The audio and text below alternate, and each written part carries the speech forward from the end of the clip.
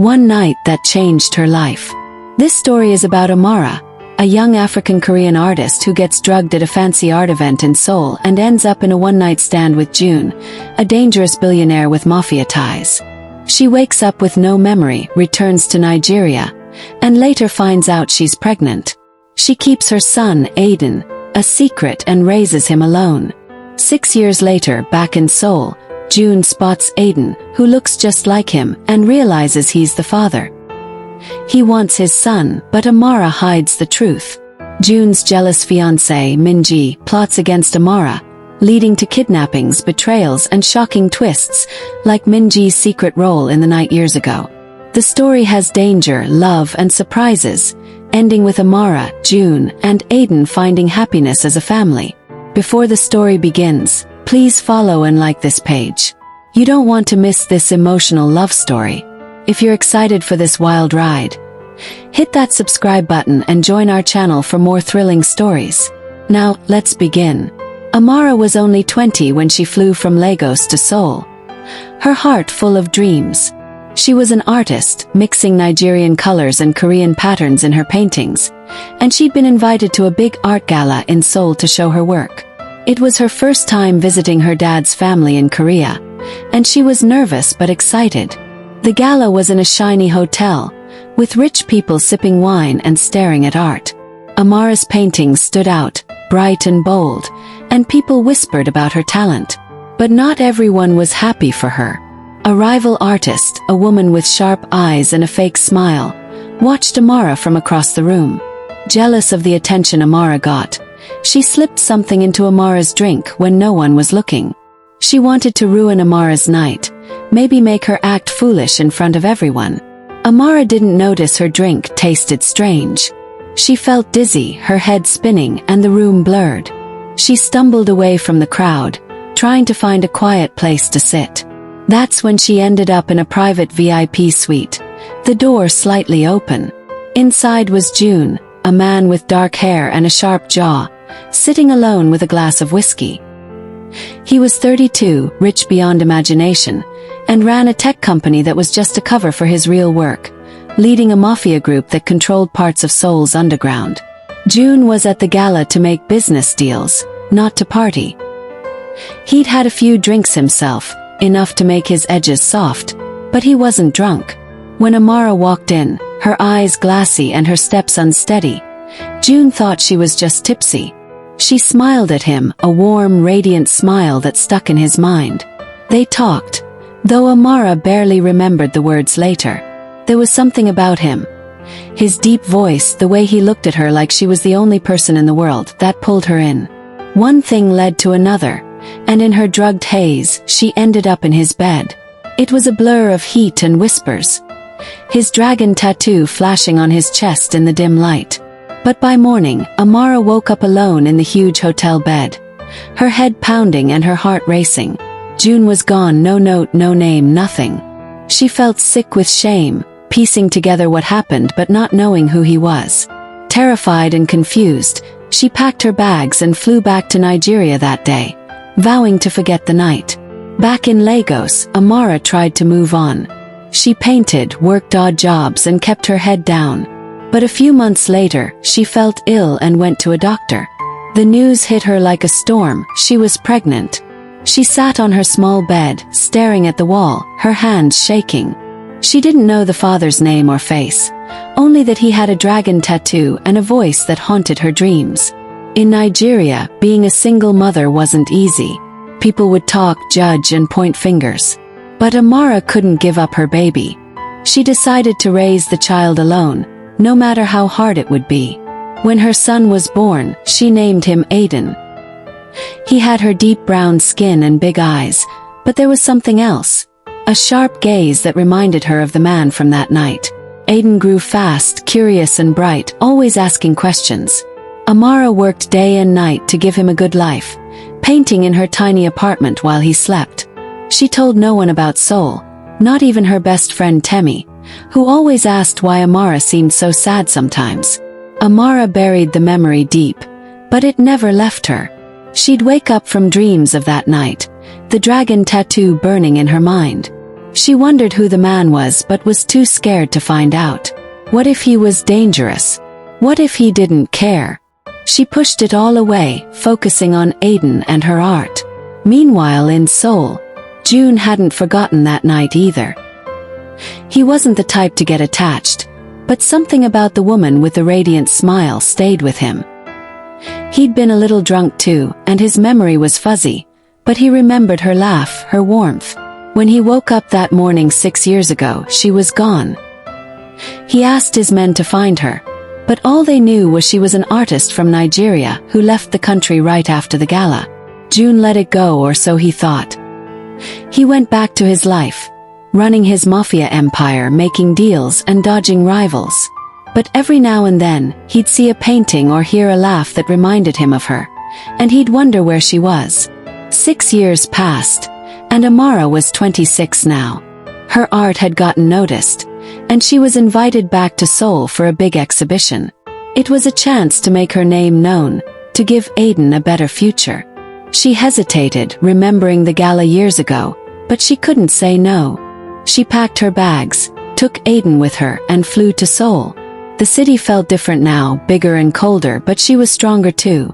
She set up her paintings in a fancy gallery, her heart racing with hope. Aiden, 5 years old, ran around the gallery, giggling and pointing at her art. Amara smiled, watching him, thinking maybe this trip would be a fresh start. The night of the exhibition came, and the gallery was packed. Rich people, critics, and artists filled the room, praising Amara's work.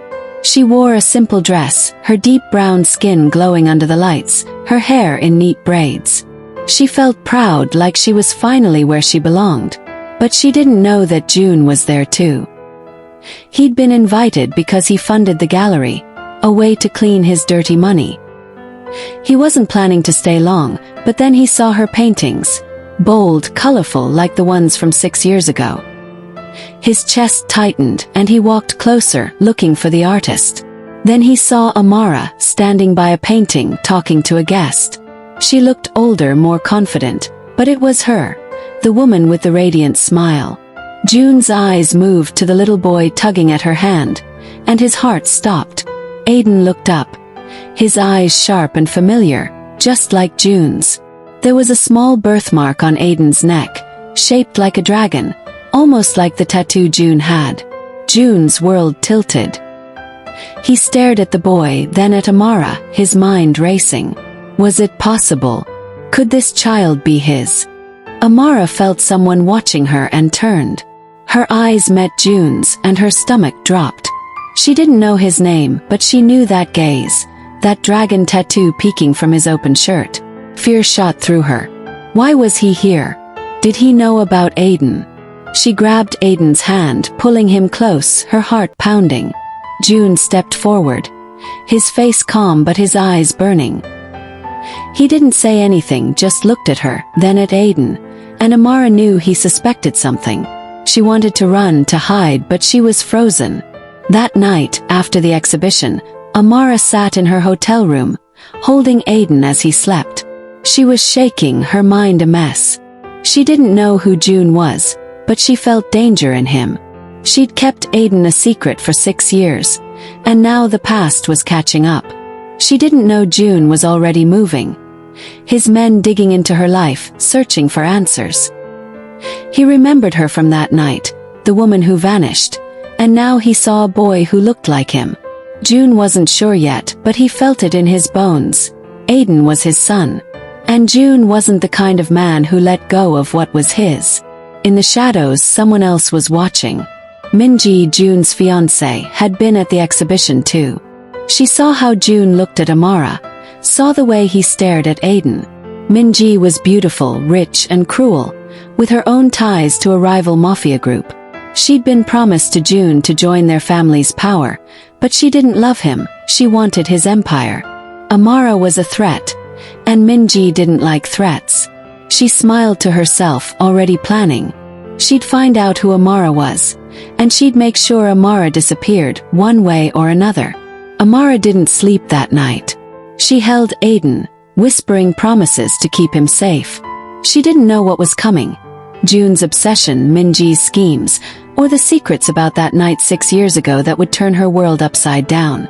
All she knew was that Seoul wasn't safe anymore, but she couldn't run yet. Not until the exhibition was over. Little did she know, the man with the dragon tattoo was already closing in, and her life was about to change forever. Amara's life in Seoul was finally looking up. Her art exhibition was a hit, with people crowding the gallery to see her bold paintings that mixed Nigerian and Korean styles. At 26, she felt proud, standing in her simple dress, her deep brown skin glowing under the bright lights. Her 5-year-old son, Aiden, ran around, his big eyes sparkling as he pointed at her art. Amara smiled, watching him, thinking maybe this trip to Seoul was the fresh start she needed. But she didn't know her past was about to crash into her present. 6 years ago, a drugged night at a gala led to a one-night stand with a man she barely remembered, a man with a dragon tattoo. She never knew his name, but he was here now, and everything was about to change. If you're hooked on this story, hit that subscribe button and join our channel for more twists and drama. The gallery was packed that night, with rich people sipping wine and whispering about Amara's talent. She was busy talking to a critic when she felt a chill, like someone was watching her. Across the room, June stood, his dark hair neat, his suit sharp, and his eyes locked on her. June was 32 now, a billionaire who ran a tech company, but that was just a mask. He was a mafia boss, feared in Seoul's shadows, with men who did his dirty work without question. He hadn't planned to stay long at the exhibition, but he'd seen a poster of Amara's art and felt a tug, like a memory he couldn't place. Her paintings were familiar, like the ones from 6 years ago at that gala where he met a woman who vanished by morning. June walked closer, his eyes scanning the room. Then he saw Aiden, a little boy with deep brown skin and a big smile, tugging at Amara's hand. June froze. Aiden's eyes were sharp, just like his own, and there was a small birthmark on the boy's neck, shaped like a dragon, almost like the tattoo on June's chest. His heart pounded. He remembered that night, the woman with the radiant smile, the blur of drinks and heat. Could this boy be his? He pushed through the crowd, his mind racing, needing to know. Amara was laughing with Aiden when she turned and saw June coming toward her. Her stomach dropped. She didn't know his name, but she knew those eyes, that dragon tattoo peeking from his shirt. Fear hit her hard. Why was he here? Did he know about Aiden? She pulled Aiden close, her hands shaking, and tried to act calm. June stopped in front of her, his face blank but his eyes burning. He said her name, soft and low, like he was testing it. Amara's throat went dry. She mumbled something about being busy and tried to walk away, but June blocked her path, his voice firm. He asked if they could talk alone. She didn't want to, but his stare scared her, like he could see right through her. They stepped into a quiet corner of the gallery, Aiden staying with a kind staff member. June didn't waste time. He asked if she remembered him, his voice sharp now. Amara shook her head, her heart racing, saying she didn't know him. She lied, terrified of the danger she felt in him, the way his eyes seemed to know too much. June leaned closer, asking about Aiden, saying the boy looked like him. Amara's voice cracked as she denied it, saying Aiden's father was someone else, someone gone. But then Aiden ran over, giggling, and called her mommy right in front of June. June's face changed, like a puzzle clicking into place. He looked at Aiden, then at Amara, and she saw it in his eyes. He knew. Or at least he suspected. He didn't say anything else, just nodded and walked away. But Amara felt like she couldn't breathe. She grabbed Aiden and left the gallery early, her mind a mess. Back in her hotel room, she held Aiden as he slept, tears running down her face. She remembered the nights in Nigeria, working late to buy him clothes, hiding her shame about that night in Seoul. She'd fought so hard to keep Aiden safe, to give him a good life. Now this man, this stranger with a dragon tattoo, was back, and she was scared she'd lose everything. What Amara didn't know was that June wasn't letting this go. As he left the gallery, his mind was made up.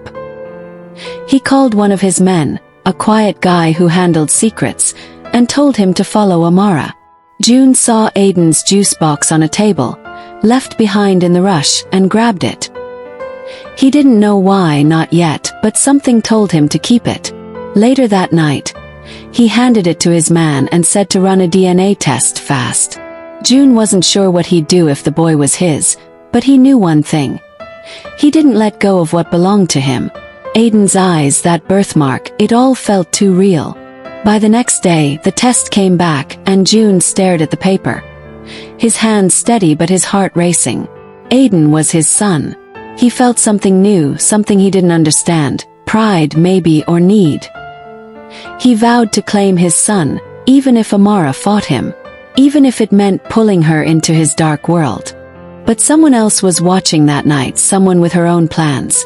Minji, June's fiancé, was at the exhibition too. She was beautiful, with long hair and a cold smile, but her heart was cruel.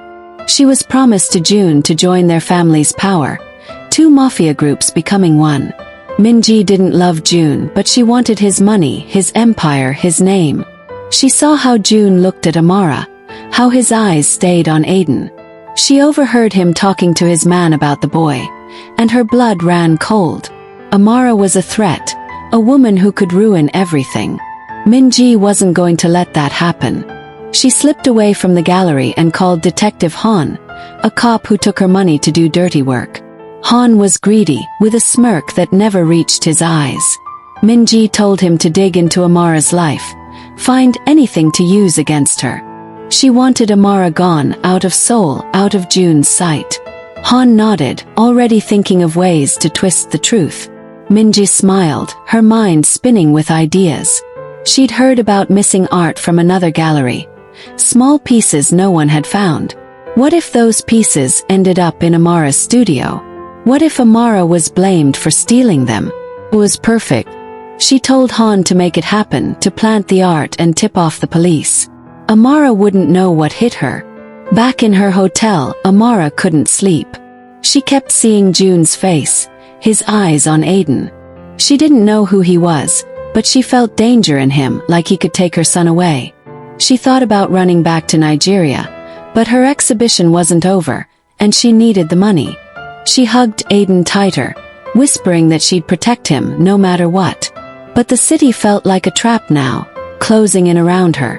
She didn't know June was already planning his next move, or that Minji was setting a plan to destroy her life. The next morning, Amara went to her studio to paint, trying to calm her nerves. She didn't notice the man watching from a car outside, one of Han's guys waiting for her to leave. When she did, he slipped inside, carrying a bag of stolen art. He hid the pieces behind her canvases, quick and quiet, then left. Han smirked when he got the call. It was done. He tipped off the police, saying he'd heard about a thief hiding in plain sight. The trap was set, and Amara was walking right into it. That night, June sat in his office, staring at the DNA test again. He thought about Aiden, about Amara. He didn't know her, not really, but he remembered her smile from 6 years ago, the way she felt in his arms. He pushed the thought away. This wasn't about her. It was about his son. He'd find a way to bring Aiden into his life, even if Amara hated him for it. He didn't know Minji was moving against her, or that the police were already planning to knock on Amara's door. The game was starting, and Amara was in the middle, with no idea how deep the danger went. Thank you so much for watching to the end. If this story touched your heart, don't forget to like, subscribe, and share so others can enjoy it too. More sweet stories coming your way. Your contribution means a lot.